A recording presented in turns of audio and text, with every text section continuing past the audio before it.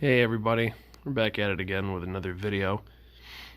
This is Living History 66, and today, while I was cleaning out my military man cave, if you want to call it that, I was also going to be working on my shadow box for my grandfather, William Walsh, who served in the Army during Vietnam from 1969 to 1972, and he was discharged in 1975. So, I thought I would go over my shadow box, what I have so far, and a little bit about him. Figured I might as well take everything out while I'm doing that and make a little video here for you. So everything here was given to me by my father, William Walsh II. When he was moving, he found a whole box that was everything that's going to be in this video was found in this box. It was a really, really awesome day. It was really exciting to go through everything because unfortunately he passed away, my grandfather did, in 2001 from liver failure. And at the time I was 7. So I knew him a little bit. Didn't really get to know him too well though, unfortunately. A lot of stories that went unshared. But it was really cool to go through this stuff because the family knew that he was, that he had served, but we didn't know exactly what he had done, per se. My grandmother had remarried before he had passed away and said that he had, he was a pencil pusher, he did finance, stuff like that. But as I went through this box, there was a couple interesting things, a couple of surprises that popped up. So this is the shadow box that I have. I believe this is a 12 by 18 and a really nice Vietnam woven headband that was in that box of his stuff. I decided to kind of put that as the border for that. Might as well have it, draped down. I really like the look of it. And those are his original dog tags right there. We have his rank. This is not his patch. I think this is the only thing in here that is not original, was just the patch. He was a specialist, I believe, in E5 when he was discharged. And combat infantry badge. So that was the first indicator that he wasn't necessarily just in finance. And also his qualifications here with rifle and grenade. And the collar disc. Right there. So, the collar disc too. I'm gonna guess that it's the same ones that he is wearing in his portrait. That's just my guess though. I could be wrong. But I like the look of the shadow box so far. It's going to come out really nice once, hopefully, be looking at buying a house within the next year. So once I get enough space to really put up a decent display, this will be really cool. Also, what was in there was his high school diploma from Corcoran High School, which is here in central New York. And, to William Charles Walsh there, June 23rd, 1967. I believe that he was 16, I believe he was 16 once he graduated, and 16, 17, somewhere in there. And we got a certificate right here from the Department of the Army, Certificate of Training. This is to certify that Private William Charles Walsh, Company A, 3rd Battalion, 5th CST Brigade, has successfully completed leadership preparation courses. And this one is dated June 2nd to June 13th of 1969, given at Fort Dix Leaders Academy in New Jersey. And you have the major signature right there, Edward Behe, it looks like. So that's pretty cool. This was already in a frame. This one, however, was not in a frame, so I made sure I just went to the thrift store and spent like, $2 on a, cheap frame. this proves that he was in finance. He is right there. That's him. But this right here, you can see Army Finance School, pay and dispersing specialist, Fort Benjamin Harrison in Indiana, from July 21st to September 12th of 1969. So 2 years after he graduated high school, here he is. And the further I got into the box, the more things I started to discover here. Is here in the original box, he has his National Defense Medal.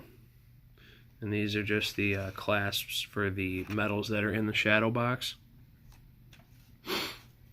But National Defense. Here is, this is a decent sized box. So when I opened this one up,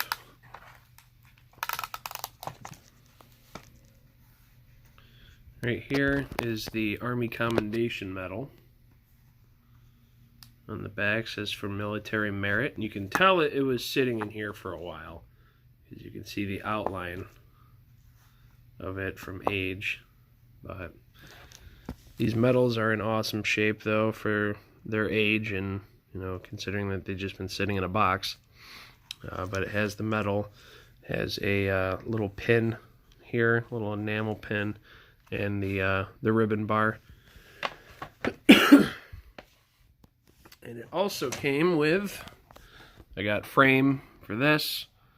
The Department of the Army certified that the Secretary of the Army has awarded the Army Commendation Medal to Specialist 4, William C. Walsh, United States, for meritorious service in the Republic of Vietnam during the period of October 69 to September of 1970. Okay. It's got the signatures down there. Now, I'm not sure what this meritorious service was. I don't know what happened. If there was a battle, if there was a skirmish, if there was something from October of 69 to the 70th, or September of 1970. So something must have happened in order for him to get this.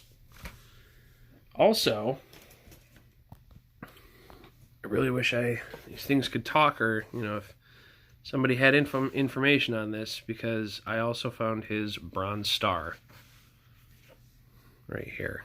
This was just mind-boggling. All in the original box and everything. It's got the ribbon bar. It has the medal. Awesome, awesome shape. Beautiful medal. Awesome case with it too. And the same thing. It also came with a certificate.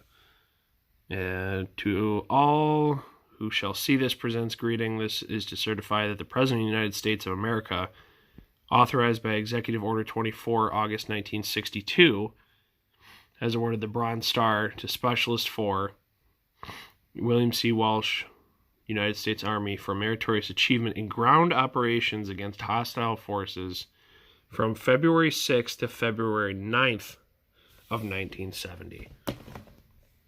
Okay. So that really has my head just spinning. I'm trying to figure out what happened. This is one of the biggest mysteries, that the family has, because we were told, oh no, he was just a pencil pusher and blah, blah, blah. However, I find this certificate for the Bronze Star for achievement in ground operations against hostile forces. So, sadly, still looking for answers, but hopefully something will pop up. But he never did talk much about it, from what I understand. He got real big with drinking after the war, I guess, and eventually that was what led to liver failure, unfortunately. But there was a couple of really cool pictures here. So this must have been when he was in finance school.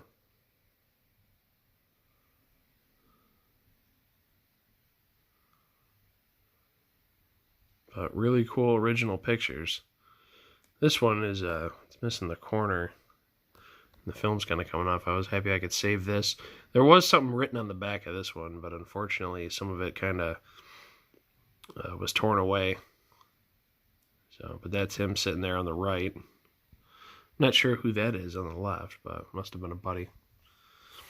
And then, oh, I'm running out of room here. This is my favorite picture. This is really cool. And on the back, it says, "In front of my guard bunker." As you can see, he's got something. He's got like 2 necklaces on. Looks like a thing of beads or something like that. But that's one of my favorite pictures. I just love that one. Also, what was in there was there's this Bible. There's a name inscribed on the front. Not sure who it is, but this thing is this is a very old Bible. And there's a couple of weird like newspaper cutouts in here. Like this one, car crash. This is here in Syracuse, West Onondaga and South Geddes Street. Skinny Atlas right there. So just it's kind of weird. Just a couple of random newspaper clippings about car accidents. And let's see, which one was this? Yeah, 4 arrested in crash and stolen auto. I don't know when those were. And also, if we flip, yeah, right here too, there's a couple of more cutouts. It's really weird. Boy is killed by auto. There's another one in here. I don't know if he knew these people or... Sadly, the date on this one is just barely cut off. But pretty interesting. Yeah, there we go. I don't know what this was, but... Oh, and this is dated 1941. That's what it is. Actually, 3 days before Pearl Harbor, actually. That's kind of cool. Oh, that's my cat. So, that's kind of weird. What's up? That's kind of cool. I never actually read the date on that. So, I'm just going to put this back in here real quick. And right here, this is pretty cool. Which way does this go? This goes this way. If we open this up, there we go. Department of the Army Certificate of Appreciation. That's pretty cool. 1972. Signed by W.C. Westmoreland, General United States Army Chief of Staff. And right here for the service in the armed forces from April 1st, 1969 to January 11th, 1972. And signed by Richard Nixon, Commander-in-Chief at the time. Really cool. Thought that was an awesome thing to have. And right here, I had a lot of fun going through this. This is a book on Fort Dix. This is from the 1st Army, and this is where he went to training. This is combat training, and it's a good-sized book. But if you open it up, there's a little info on Commanding General Collins and Brigadier General Herbert Wolf. It's got a bunch of pictures. It's got some history in here too on the place, past. It's yeah, 1939. There's it. Well, today meaning back in the 60s. Whole bunch of pictures, in here about, you know, what they did for training. Pretty cool.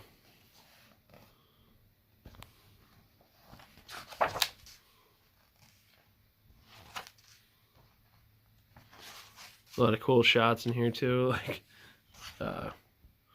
close combat.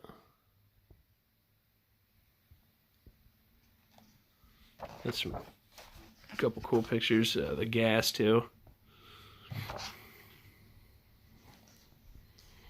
First aid training, and then at the end, it's kind of like a yearbook. This is D Company 3rd Battalion graduation. So that's pretty cool. There we go. 3rd Brigade Pioneers. With Colonel, looks like Albert Lockhart, Brigade Commander. And yeah, kind of like a yearbook. And let's see, there he is right there. That's his military portrait. Couldn't find him in any of these little extra pictures or whatnot, but that's okay. Still a cool book to have. And honorable discharge. There's that. 1st of March 1975. And that is Brigadier General Louis Prost. Signature there. So, pretty cool. And then last but not least, got a little box of personal items that he had. There's this really old watch, obviously doesn't work, with a beautiful engraving on the back. Let's see, this was, I know the company name, yeah, right there. Elgin National Watch Company. That's a big freaking watch. But that was in the box. Also, there was a belt buckle, which might have been his, I'm assuming. There's this little pin. It's missing, but pretty interesting.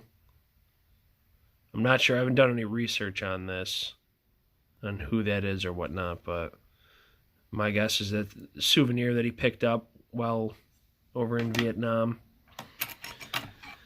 This, I'm not sure what these are. I'm not sure if this is like maybe his trench art is what I was assuming it was, because it looks like these were cut and they're not perfect circles, so it looks like they were bent, and there's like little engravings of like, almost looks like the ears of wheat or something like that. I don't know. They look like maybe bracelets. I'm not sure. He also had, there was a couple of bullets in there that were World War II stamped. And there was this, which is Horseman, Philadelphia. This is a World War I trench signal whistle. I did some research on it. It is brass, has a brass hook, has about a 12-foot chain attached to it. And on the inside, I don't know if, yeah, there it is. It's a cork ball on the inside of the whistle. But it still works. So I thought that was really cool. So he must have collected. But that was in there. A couple rounds of ammunition. And then I believe my dad had this outside of the box. This was my grandpa's Zippo. This specific Zippo, I believe, was made between 52 and 57, if I can remember correctly. But I'm guessing that this is what he carried with him. But still sparks. Doesn't light, though. But the flint's still good in there. So, yeah, this is like one of my favorite things from him. But yep, so I believe that is about it. So that is the little military history on my grandfather there. So I thought you guys would enjoy that. I also have, I can do another video if you guys would be interested on more family history. I have a great-grandfather that served in World War I have a little bit of information on him and a couple of his things, actually. And my other grandfather served in the Korean, served during the Korean War, a little bit after with that, and I have some of his stuff. So, that, and I have a couple of newspaper clippings, actually, back from the 40s about my, I believe it was third great-grandfather. So I'll have to get those things together and organize those into something really nice. But thank you guys again for tuning in. Thank you guys for liking and subscribing and commenting on all the videos. I really appreciate that. And we'll see you in the next video.